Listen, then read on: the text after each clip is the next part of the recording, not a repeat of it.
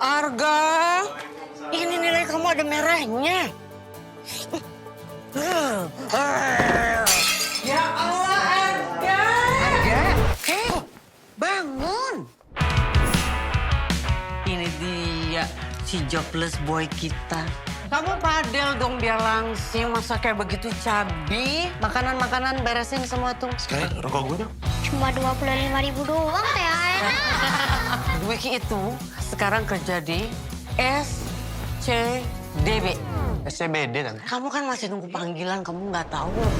Menurut gue agak, lo harus rubah gaya lo sedikit. Kamu tuh nggak malu jadi pengangguran terus. Saya entrepreneur jualan mie ayam. Yang nggak berhubungan sama mie ayam gitu ada nggak ya? Pangsit? Lo jadi sales perumahan aja gak? Gue jual dasarnya susah, mau jual rumah. Busui friendly, bunda-bunda. Harusnya kan kamu itu ngebantu bukan jadi beban. Ku belajar banyak. Tanya kan roda itu berputar ya. Tapi kok gue kayak di bawah mulu. Motor mau bapak jual buat bayar semesteran Alma. Kenapa ya selalu bokap sama nyokap gue yang disuruh-suruh? Karena kami yang paling gak punya apa-apa. Dosa jawabin orang tua kayak gitu. Biarin nggak lancar nanti rezekinya.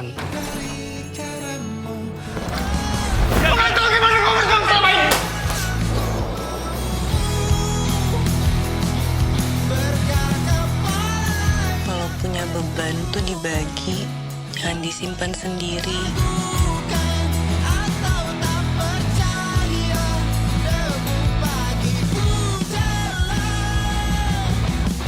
Gue beli omongan mereka.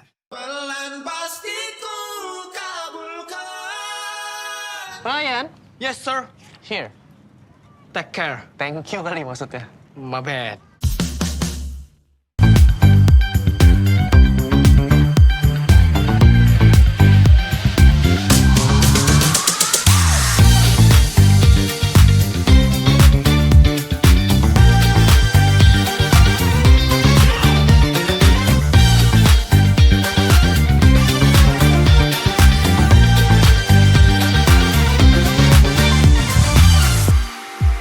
Halo teman-teman semuanya, balik lagi di podcast Some Stories buat cerita yang menginspirasi barengan gue Adam. Dan seperti biasa, kita akan mengulik satu hal yang menarik dan juga dengan guest star yang seru juga pastinya. Dan di episode kali ini kembali gue akan ngomongin soal hal yang mungkin relate, yang diomongin banyak orang di lebaran juga, dan akhirnya ada yang bisa mewakili lewat film. Nah, nanti juga gue bakal ngulik, ngobrolin soal film juga, tapi juga hal-hal yang relate soal kehidupan yang dimasukin ke filmnya juga gitu. Dan mungkin seperti biasa gue nggak sendirian, gue udah barengan sama Kak Naya. Halo, apa kabar? Hai, kabar baik. Hai semuanya. Nah, lagi sibuk apa nih akhir-akhir ini? Aku lagi sibuk promo Tunggu Aku Sukses Nanti.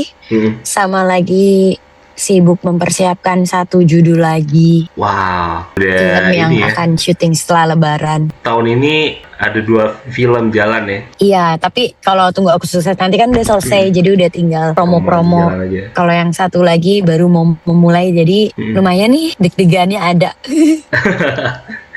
Tapi aku jujur baru ikutin kakak banget ketika kayaknya tahun lalu ya keluar mendirect satu film Komang kan ya. Tapi sebelum itu sebenarnya emang pengen jadi director atau gimana? Karena aku lihat track record kakak di media juga dulunya, terus gimana sih kak perjalanan akhirnya sampai bisa jadi director film gitu pada akhirnya? Kalau aku sebenarnya dari awal aku emang udah ada cita-citanya pengen di dunia entertainment itu udah ada. Maksudnya aku dari awal tahu bahwa aku mungkin bukan tipe yang kerja di kantoran gitu. Itu aku tahu dari aku kecil. Karena dari aku kecil tuh mama aku tuh waktu kerja kadang suka bawa aku ke kantornya. Karena misalnya di rumah lagi gak ada mbak dan gak ada yang jagain anak-anak, jadi kadang pulang sekolah tuh aku dibawa ke kantor, terus habis itu baru pulang bareng sama mama gitu. Mama aku tuh sekretaris waktu itu di kantor.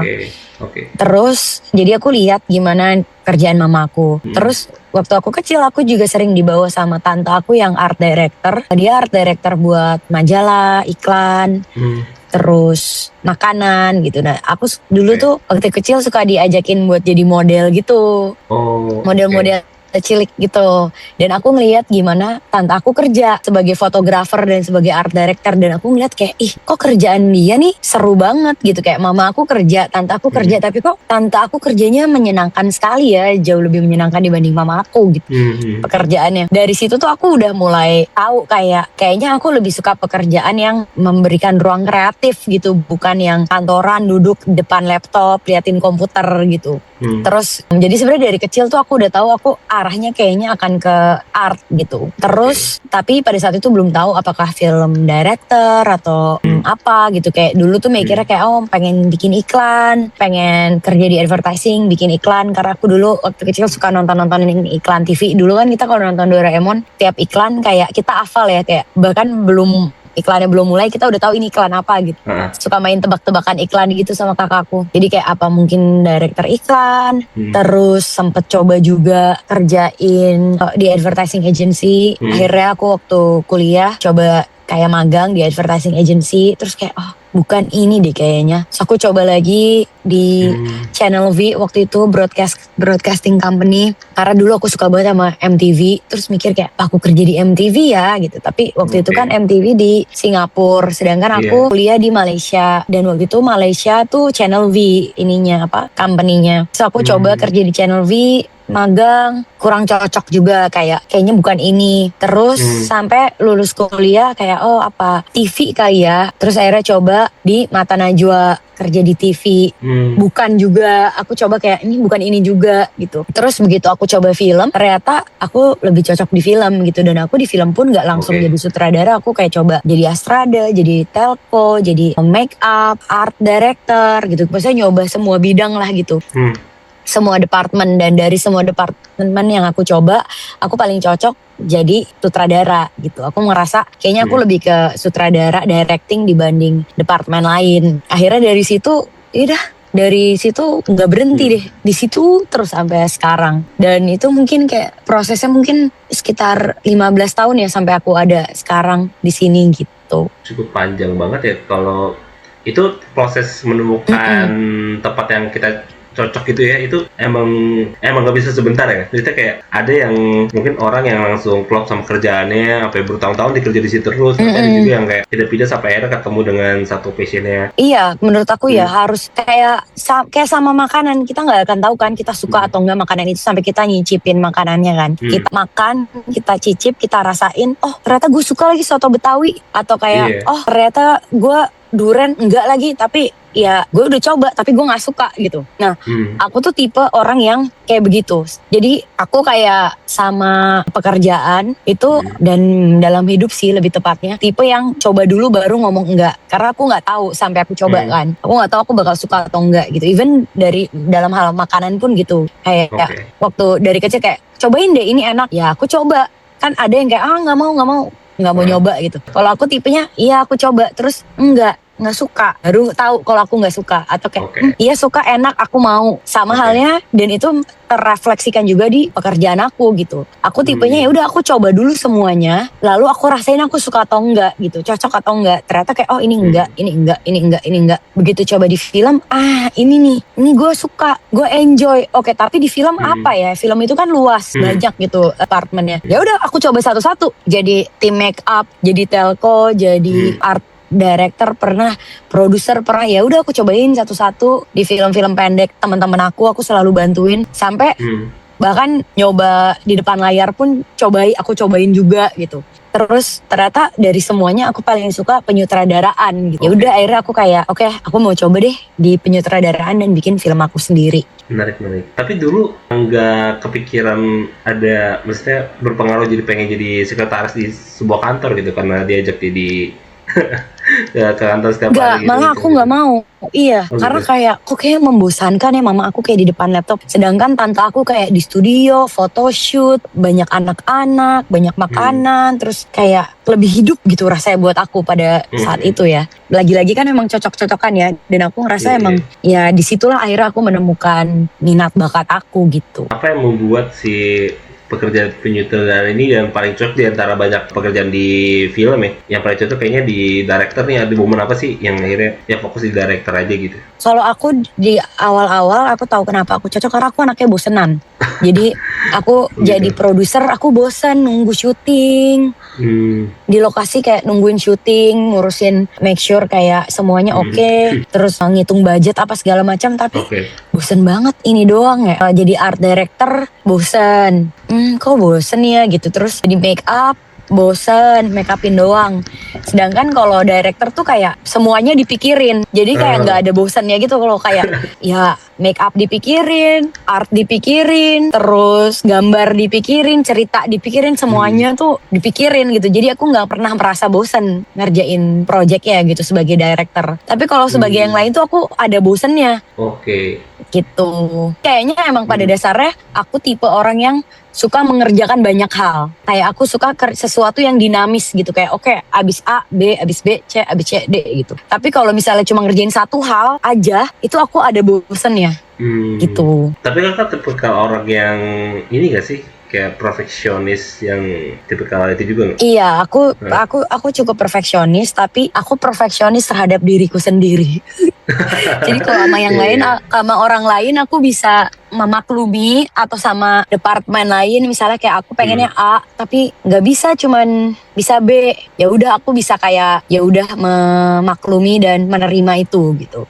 Kalau memang udah dicoba dan nggak bisa, tapi ke diri aku sendiri aku cukup perfeksionis dan cukup self criticizing ya. Sebenarnya nggak bagus sih, itu sesuatu yang lagi aku pengen rubah juga gitu. Jadi kalau aku nonton film aku sendiri lagi ngedit tuh, yang aku lihat tuh kesalahan aku. Kayak aduh aku harusnya ini gak begini, aku harusnya yang ini gini.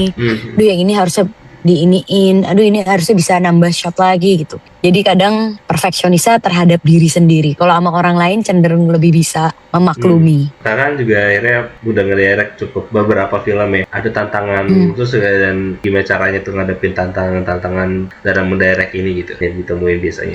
Terus dari director. Yang aku pelajari sebagai director itu, aku menyadari bahwa filmmaking is a collaborative teamwork, yang artinya semua orang berkontribusi di dalamnya. Yang artinya ini bukan soal film gue, tapi ini soal film kita. Ini bukan soal ya pokoknya gue maunya kayak gini karena suka-suka gue gitu. Tapi kayak what's best for the story gitu. Jadi instead of making it about me, I have to learn to making it about the movie.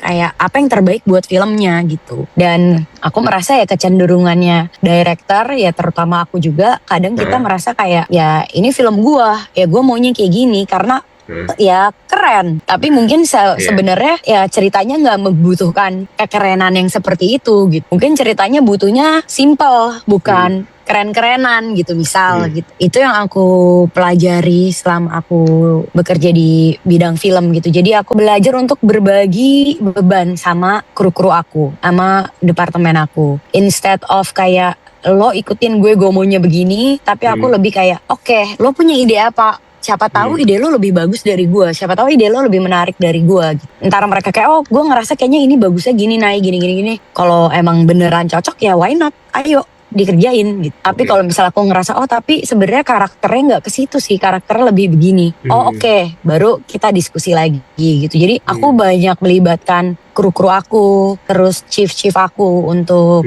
mengerjakan film. Dan aku merasa bahwa semakin kita banyak melibatkan kru-kru kita, semakin juga mereka punya rasa memiliki di dalamnya gitu. Semakin juga mereka juga menaruh signature mereka di dalam filmnya. Jadi rasa filmnya lebih kaya, nggak cuman rasa yang ditaruh sama Naya aja, tapi sama DOP-nya juga, sama art director-nya juga. Jadi aku dari situ aku belajar bahwa semua ya film itu ya kolaboratif tim, di mana kita harus mendiskusikan semuanya dan ibaratnya kayak harus terbuka terhadap masukan, ide gitu.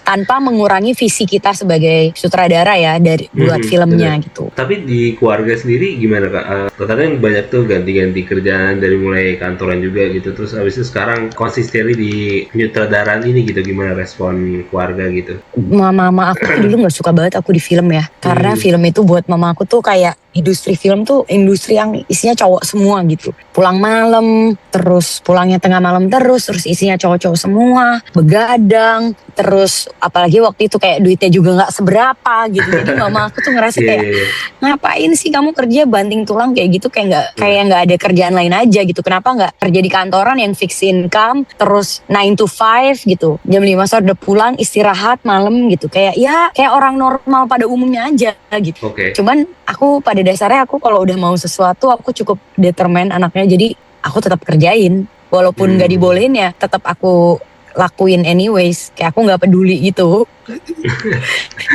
Walaupun nggak dibolehin kayak enggak, gue maunya di sini ya, gue mau coba. Tapi berarti kakak tipe kalau orang yang prinsipal banget ya, maksudnya kayak pokoknya gue mau di ini yang gue suka ya, gue mau jalan ini gitu, kayak gitu ya. Aku cukup begitu. Aku tahu apa yang aku mau, aku akan kejar sampai aku dapet aku gitu. Walaupun butuh 15 tahun untuk aku dapetin, ya aku kerjain gitu. Karena aku percaya proses itu tidak mengkhianati hasil gitu. Benar.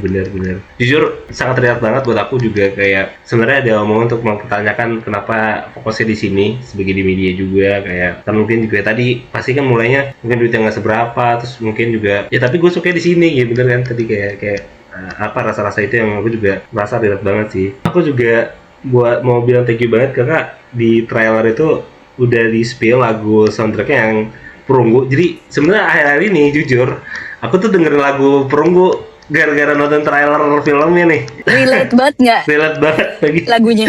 Lagunya relate banget. Asli itu relate banget. Udah di spill trailernya juga, dari teaser dan trailernya aku udah nonton juga. Ini tapi buat pendengar dan penonton pengen tahu sih ini sebenarnya ceritanya tentang apa sih si Tunggu Aku Sukses Nanti ini gitu. Tunggu Aku Sukses Nanti itu menceritakan tentang kita, para pejuang-pejuang rupiah yang berusaha berjuang, mungkin bahkan bukan soal meraih mimpi, tapi soal bagaimana bisa mengeluarkan keluarga dari ketergantungan keluarga besar, bagaimana bisa membanggakan orang tua, bagaimana bisa menjadi tulang punggung keluarga di tengah maraknya sandwich generation ini yang tampaknya tidak ada ujungnya.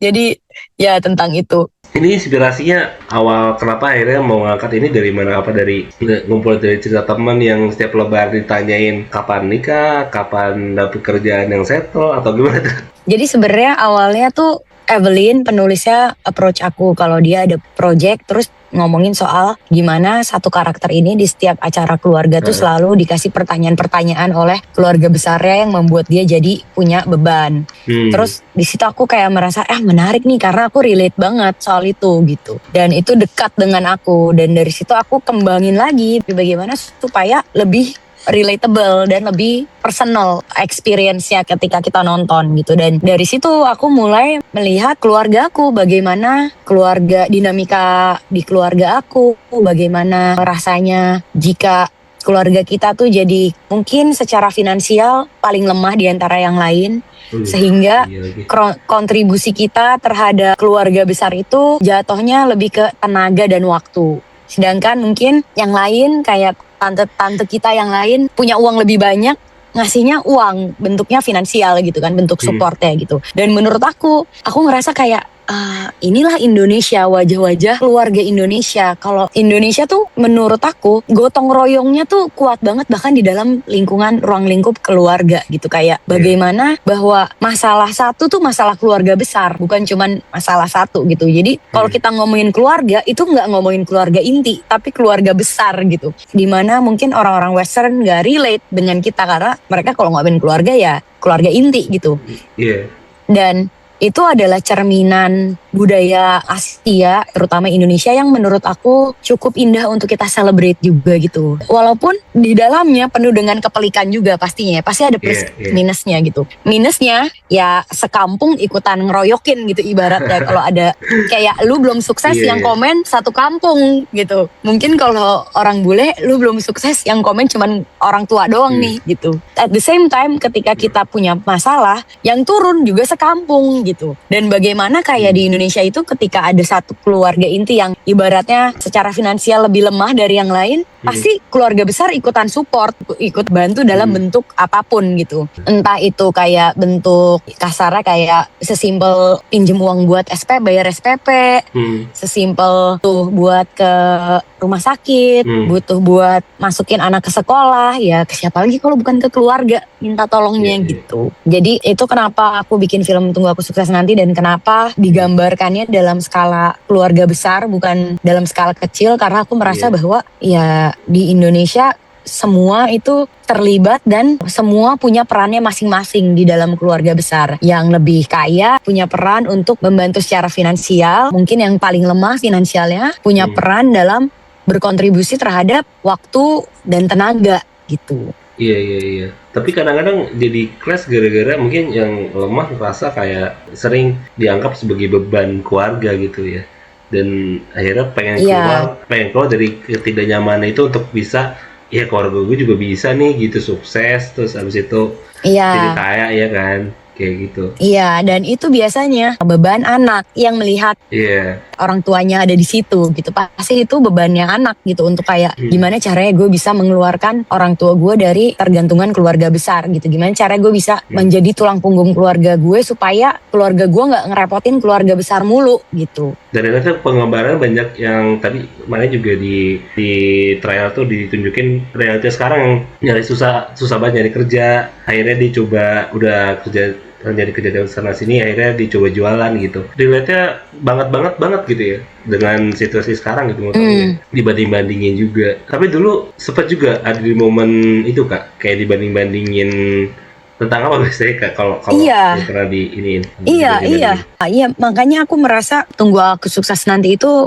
personal banget buat aku dan cukup relate karena aku pernah ada di posisi itu. Aku pernah ada di posisi, bahkan bukan pernah ya, sampai sekarang juga masih ada di posisi di mana rasanya kayak keluarga aku tuh paling lemah secara finansial dan bagaimana supaya bisa mengeluarkan mereka dari situ gitu. Dan makanya ini sebenarnya ya sangat personal banget juga buat aku karena aku paham betul rasa menjadi si karakter utama ini, si Arga. Aku adalah Arga, aku pernah ada di posisi Arga, aku juga pernah mengalami kepahitan dan minder-mindernya Arga juga. Ya tuh ini nggak sih Kak, gak tau ya, ini kata-kata Tunggu Aku Sukses Nanti itu kayak sebagai kayak tameng yang kita bilang kalau misalnya kita tuh kapan lo bisa mau nikah sama dia, ya mungkin tunggu gue sukses nanti misalnya gitu, contohnya gitu. Jadi itu gak sih Kak, jadi kata-kata tameng yang kayak yang ntar dulu lah nunggu gue sukses baru gue bisa punya ini punya itu. Jadi ketika kesuksesan itu yang kita kejar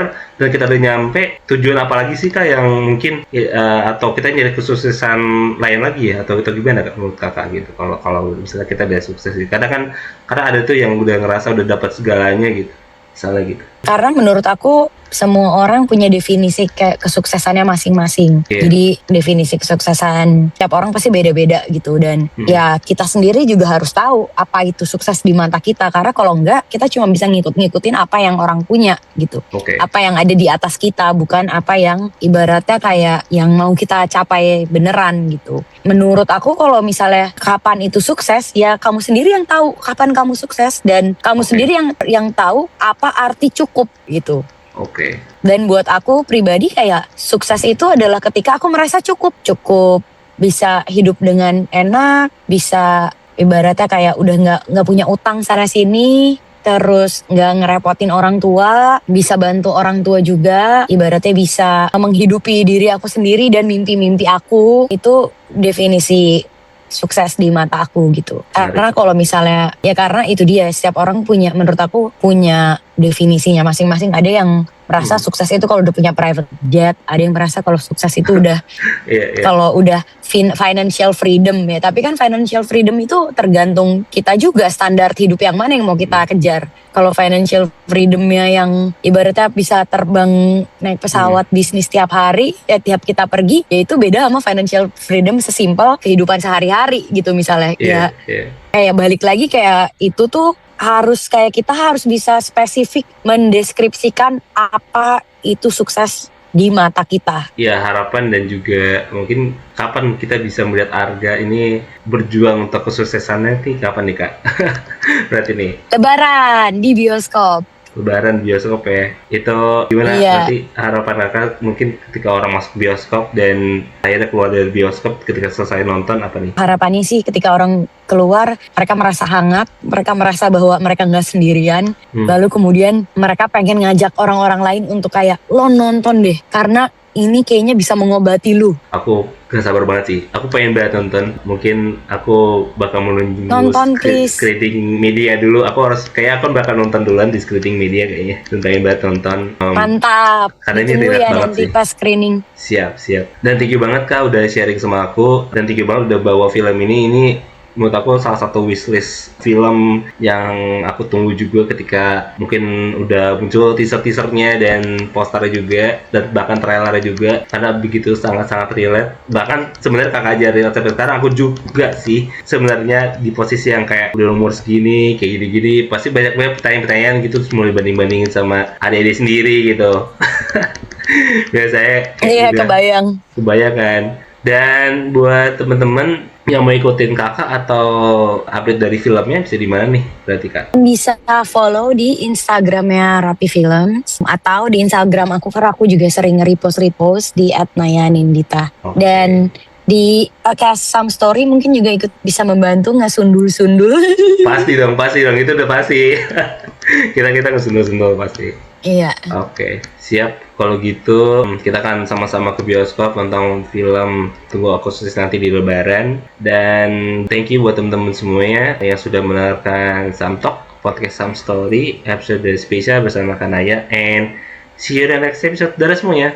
Bye, thank you buat ngobrol-ngobrolnya.